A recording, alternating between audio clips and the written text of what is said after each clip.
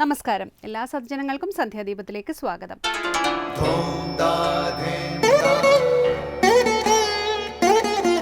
ശുഭം ഭവതു കല്യാണമായുസാരോഗ്യവർദ്ധനം സർവദുഃഖ വിനാശായ സന്ധ്യാദീപം നമോസ്തുതേ.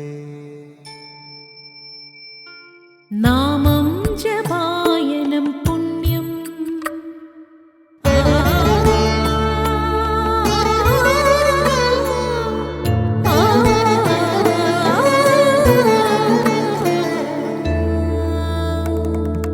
നാമം ജപായനം പുണ്യം നിരുപമദീപാങ്കുരം പോലെ സ്വരശ്രുതിലയവരമതുലം ദീവാങ്കണം മോക്ഷസംഗീതസാരം നീളും വഴിത്താരയിൽ ജീവതാരം മന്ത്രാലാപം മായാവിൻ നിൻ പ്രസാദം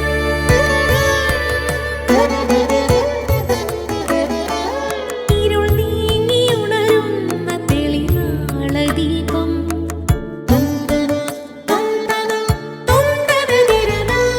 ഇരുൾ നീങ്ങിയുണരുന്ന തെളിനാളദീപം പ്രണവാമൃതം ചൊരിയുന്ന ദീപം ദീപം ദീപം ദീപം ദീപം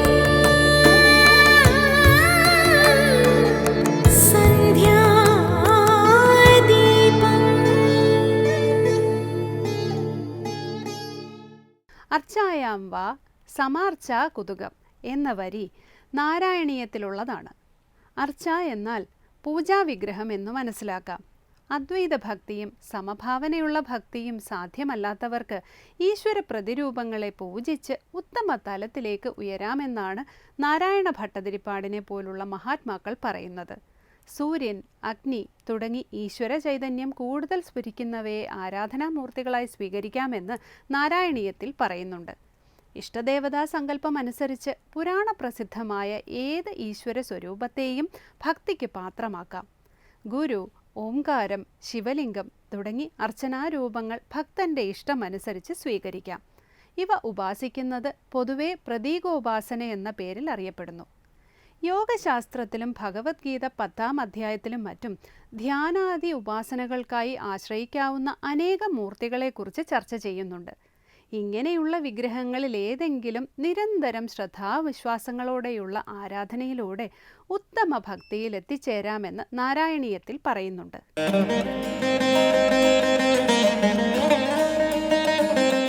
മൗനവ്യാഖ്യാ പ്രകടിതപര ബ്രഹ്മതത്വം യുവാനം വർഷിഷ്ഠാന്തെ വസദൃശിഗണൈരാവൃതം ബ്രഹ്മനിഷ്ഠൈഃ ആചാര്യേന്ദ്രം കരകലിതചിന്മുദ്രമാനന്ദമൂർത്തിം സ്വാത്മാരാമം മുദിതവദനം ദക്ഷിണാമൂർത്തിമീഡേ. മൗനവ്യാഖ്യാ പ്രകടിതപര ബ്രഹ്മതത്വം യുവാനം വർഷിഷ്ഠാന്തെ വസദൃശിഗണൈരാവൃതം ബ്രഹ്മനിഷ്ഠൈഃ ആചാര്യേന്ദ്രം കരകലിതചിന്മുദ്രമാനന്ദമൂർത്തിം സ്വാത്മാരാമം മുദിതവദനം ദക്ഷിണാമൂർത്തിമീഡേ. അടുത്തതായി ശങ്കര സ്തോത്രാമൃതത്തിൽ സ്വാമി ചിദാനന്ദപുരി ദക്ഷിണാമൂർത്തി സ്തോത്രം വ്യാഖ്യാനിക്കുന്നത് കേൾക്കാം.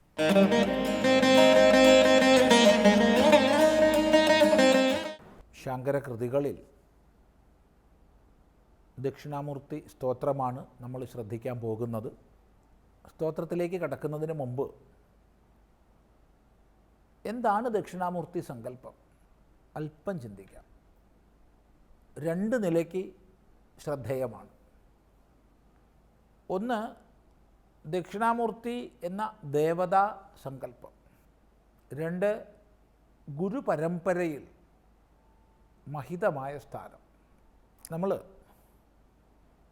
സനാതനധർമ്മത്തിൻ്റെ ഏറ്റവും വലിയ ഒരു സവിശേഷതയും മഹിമയുമായി ചൂണ്ടിക്കാണിക്കുക ഇതിൻ്റെ അനാദിയായ ഗുരുപരമ്പരയുടെ മഹിമയാണ്. ഓരോ ആചാര്യനും സ്വാനുഭവത്തിൻ്റെ ദൃഢതയിൽ ഇരുന്നു കൊണ്ടാണ് തത്വപ്രതിപാദനം ചെയ്യുന്നത്. സ്വാനുഭവത്തിൻ്റെ ദൃഢമായ ശബ്ദങ്ങളാണ് അവർ ലോകത്തിന് നൽകിയിട്ടുള്ളത്. എന്നാൽ അതിനെല്ലാം തന്നെ പൂർവാചാര്യന്മാരുടെ സമ്മതി ആചാര്യന്മാർ ചൂണ്ടിക്കാണിക്കും. അത് കേവലം വേദാന്തശാസ്ത്രത്തിൽ മാത്രമല്ല, വേദാംഗങ്ങളിലെല്ലാം അതുള്ളതാണ്. ആയുർവേദമായാലും ധനുർവേദമായാലും സ്ഥപത്യവേദമായാലും ഗാന്ധർവവേദമായാലും അർത്ഥശാസ്ത്രമായാലും ഇനി ശിക്ഷാകൽപ്പം, വ്യാകരണം, നിരുക്തം, ഛന്ദസ്, ജ്യോതിഷം തുടങ്ങിയ വേദാംഗങ്ങളായാലും സർവത്ര ഒരു ഉപദേശം ആചാര്യൻ ചെയ്യുമ്പോൾ ഇത് പൂർവാചാര്യന്മാർ ഉപദേശിച്ചതാണെന്ന് എടുത്തു കാണിക്കും. ഗീത തുടങ്ങിയ വേദാന്ത സാരത്തിലും നമുക്കിത് കാണാം. ആ ഒരു മഹാത്ഭുതം കണ്ട്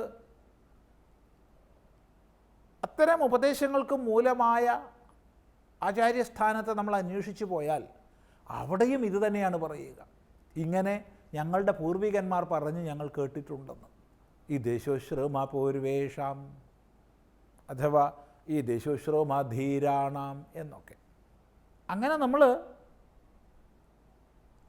ഉപനിഷത്തിലേക്കും ബ്രാഹ്മണങ്ങളിലേക്കും സംഹിതയിലേക്കും എത്തിയാൽ പോലും അവിടെയും ഇത് തന്നെ കാണും, പൂർവികന്മാരായ ഗുരുനാഥന്മാർ ഉപദേശിച്ചിട്ടത്.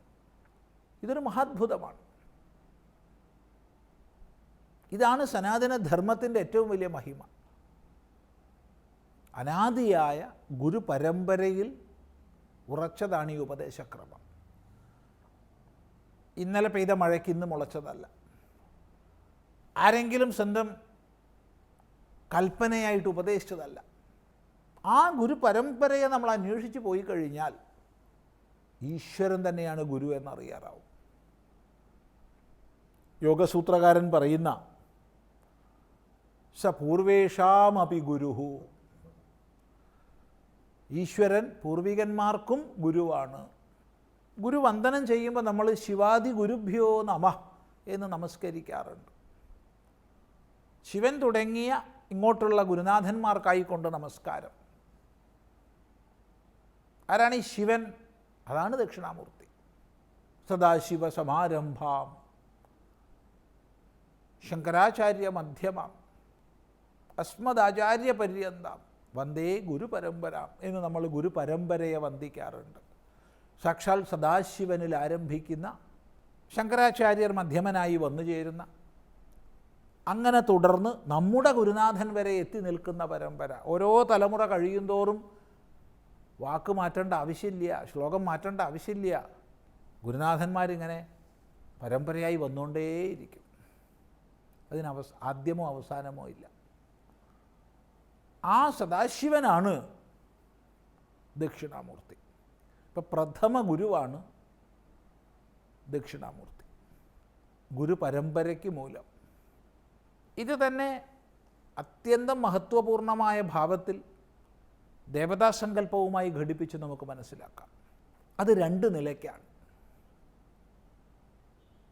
ഒന്ന്, കൽപ്പാദിയിൽ സൃഷ്ടി നടക്കുകയാണ്. സകല കലകളുടെയും ശാസ്ത്രങ്ങളുടെയും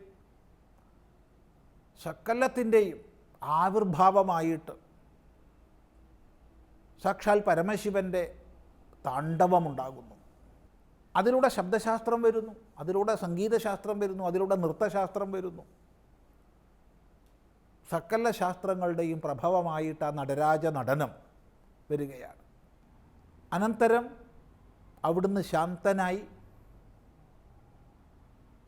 ഹിമാലയത്തിൽ തെക്കോട്ട് മുഖമാക്കിയിരുന്നു. അങ്ങനെ ദക്ഷിണത്തിലേക്ക് മുഖവുമായിരിക്കുന്ന ഭഗവാന്റെ അരികിൽ സകല ഋഷിമാരും ദേവതകളും എല്ലാം ശിഷ്യഭാവത്തിൽ പ്രാപിച്ചു. പരമമായ തത്വം ഉപദേശിക്കാൻ അപേക്ഷിച്ചു. ആ സമയത്ത് ആ ഭഗവാൻ സദാശിവൻ മൗനമാകുന്ന ഭാഷയിലൂടെ സകല ഋഷിമാർക്കും ദേവന്മാർക്കും പരമമായ ആത്മബ്രഹ്മൈക്യത്തിൻ്റെ മഹാസന്ദേശം ഉപദേശിച്ചു നൽകുകയാണ്. ആ ആദിമ ഗുരുവാണ് ദക്ഷിണാമൂർത്തി. ദക്ഷിണത്തിലേക്ക് മൂർത്തിയായിരിക്കുന്നവൻ. ഇതാണ് ദേവതാസങ്കല്പത്തെ പറയുമ്പോൾ ഒരു സങ്കല്പം. ഇനിയുമുണ്ട്, അത് നമുക്ക് അടുത്ത പ്രാവശ്യം ചിന്തിക്കാമെന്ന് വിചാരിക്കുകയാണ്. സന്ധ്യാദീപം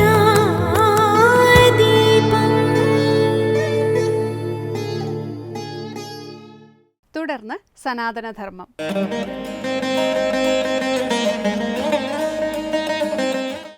ഓം നമോ ഭഗവതേ വാസുദേവായ. എല്ലാവർക്കും എൻ്റെ പ്രണാമം.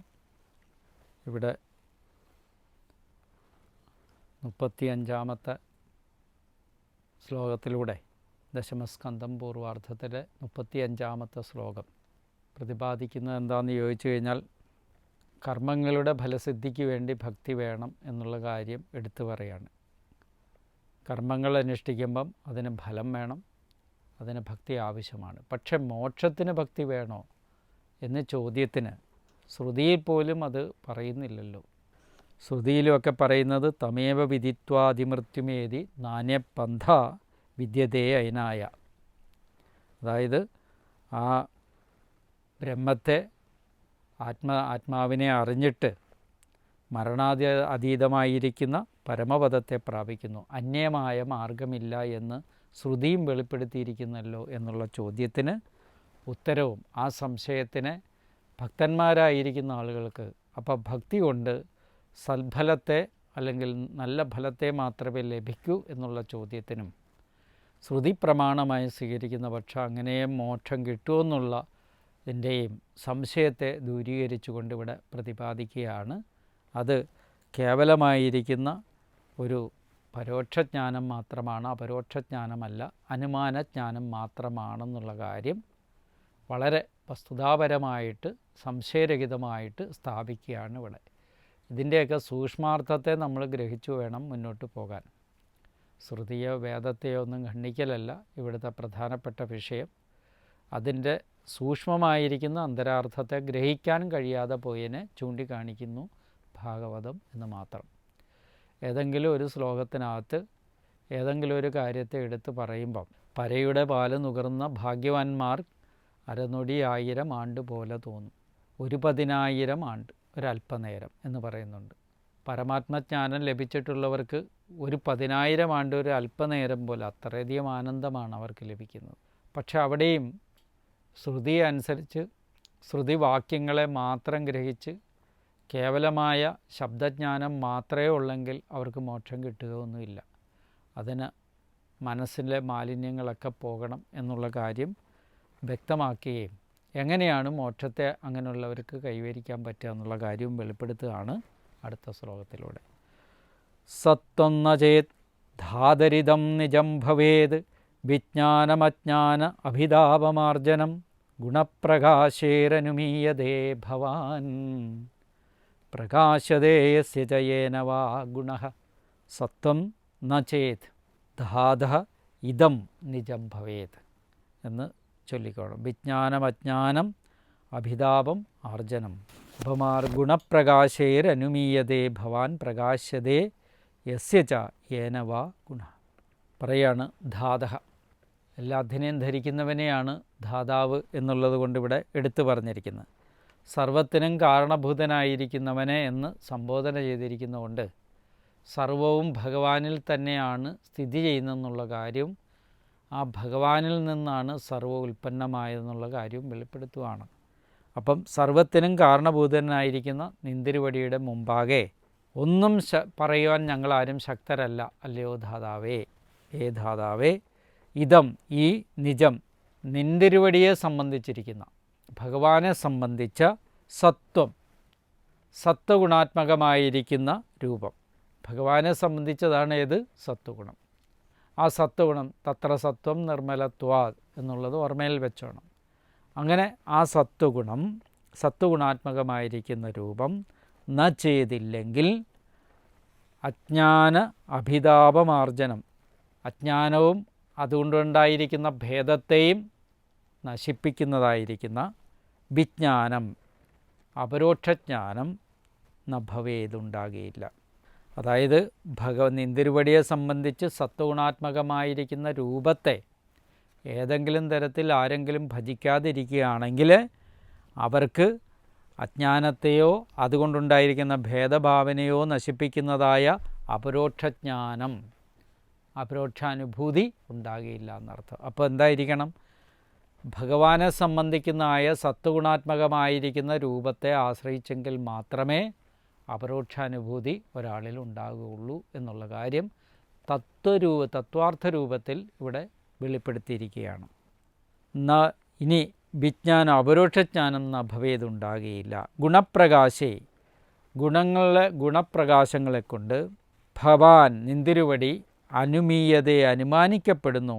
യസ്യ യാതൊരുത്തൻ്റെ ഗുണം ഏനവ യാതൊന്നിനാൽ പ്രകാശിക്കുന്നു. ഭഗവാന്റെ ഗുണഗണങ്ങൾ യാതൊരുവനിൽ പ്രകാശിക്കുന്നത് കൊണ്ട് അനുമാനിക്കുകയാണ് അവിടെ. എന്ത്? ഇപ്പോൾ ഈ പറഞ്ഞിരിക്കുന്ന ശ്രുതിവാക്യം കൊണ്ട് തമേവ വിദിത്വാദി മൃത്യുമേതി എന്ന് തുടങ്ങിയിരിക്കുന്ന ശ്രുതിവാക്യങ്ങൾ കൊണ്ട് അവിടെ അനുമാനമാണ് ഉണ്ടാകുന്നത്, അപരോക്ഷാനുഭൂതി അല്ല എന്നുള്ള കാര്യമാണ് ഇവിടെ വെളിപ്പെടുത്തുന്നത്. അത് ദീർഘകാലമായിട്ട് ഉള്ള അഭ്യാസം കൊണ്ട് ഭഗവാന്റെ സത്വഗുണത്തെ ആശ്രയിച്ച് ഭഗവത് ഉപാസന ചെയ്തവർക്ക് മാത്രമേ അതുകൊണ്ട് മോക്ഷത്തെ പ്രാപിക്കാൻ സാധിക്കുള്ളൂ എന്നുള്ള കാര്യം വളരെ തർക്കരഹിതമായിട്ട് അനുഭവിച്ചറിയേണ്ട വസ്തുതയെ വെളിപ്പെടുത്തിയിരിക്കുകയാണ് ഇവിടെ. നമുക്ക് തർക്കിക്കാൻ ഈ വിഷയങ്ങളിലൊക്കെ ഒരുപാട് തർക്കിക്കാൻ ചിലരുണ്ടാവും. കാര്യം അവർക്ക് ചിലപ്പോൾ ഇതങ്ങോട്ട് ദഹിച്ചെന്ന് വരില്ല. പക്ഷേ എപ്പോഴും നിങ്ങൾ വേദാന്ത ശ്രവണമെന്ന് പറയുന്നത് ഏതെങ്കിലും ഒരു പുസ്തകം പഠിക്കുന്ന പോലെയല്ല. പറയുന്നുണ്ട്, വേദം പഠിക്കുന്നതിന് അധികാരി തന്നെ പറയുന്നുണ്ട്. ഇന്നിപ്പോൾ വേദം നമുക്ക് എങ്ങനെ വേണേലും പഠിച്ചെടുക്കാം. വേദം പഠിക്കാൻ നിത്യാനിത്യ വസ്തുവിവേകം, ഇഹാമൂത്ര ഫലഭോഗ വിരാഗം, ശമാദ ഷഡ്ക സംബന്ധി, മുമുക്ഷത്വം തുടങ്ങിയിരിക്കുന്ന സാധന ചതുഷ്ടയ സമ്പന്നനായിരിക്കുന്ന വ്യക്തിയാണ് വേദം പഠിക്കാൻ അധികാരി എന്ന് പറയുന്നുണ്ട്. പക്ഷേ ഇവിടെ ഇതൊന്നും പഠിക്കാതെ വേറെ കേവലം ശ്രവണം മാത്രം നടത്തുന്ന ആളുകളാണെങ്കിൽ അവർക്ക് മുക്തി ലഭിക്കില്ല എന്നുള്ള കാര്യമാണ് ഇവിടെ പറഞ്ഞത്. അപ്പോൾ എന്തുവാ, ഭഗവാന്റെ സത്വഗുണ സ്വരൂപത്തെ ആശ്രയിച്ചിട്ട് ഒരാൾക്ക് ഈ പറഞ്ഞിരിക്കുന്ന കാര്യങ്ങളിലൂടെ അനുമാനജ്ഞാനം ഉണ്ടാകും. ആ അനുമാനജ്ഞാനം എന്താണെന്ന് അടുത്ത ക്ലാസ്സിൽ വ്യക്തമായി പറയുന്നതായിരിക്കും. എല്ലാവർക്കും സത്വഗുണരൂപനായിരിക്കുന്ന ഭഗവാനെ ആശ്രയിച്ചുകൊണ്ട് നിർമ്മല ബുദ്ധിത്വം ഉണ്ടാകട്ടെ എന്ന് പ്രാർത്ഥിക്കുന്നു. നമസ്കാരം.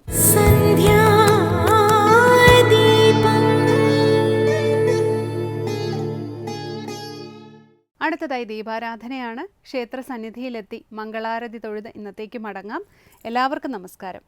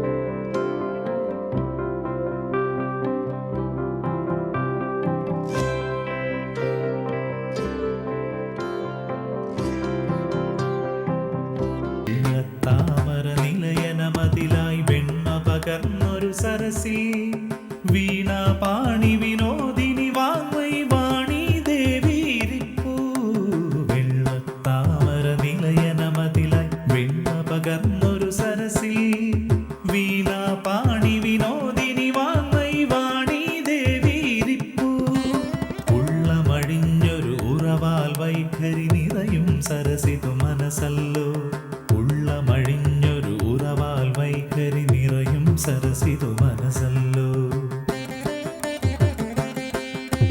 വെള്ളത്താമര നിലയനമതിലായി വെണ്മ പകർന്നൊരു സരസി വീണാപാണി വിനോദിനി വാങ്മൈ വാണി ദേവീരിപ്പൂ